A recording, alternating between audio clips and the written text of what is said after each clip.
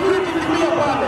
Wale vijana tena tuko na satellite, tutakuchukua kama wewe hata uende wapi baada ya mpira.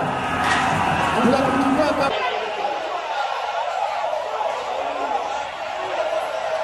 Ungine nako tayari tuko live, game iko live.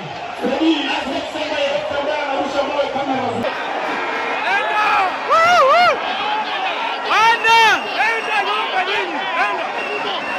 wakati tulikuwa tunacheza mpira hapa Kodero walitupiga. Leo pia tumeona wanataka vita. Pigwa na mafansi wa Shabana, wakati wamekufa, wametukata kwa panga, lakini sisi ni watu wa Mungu, tunawasamehe.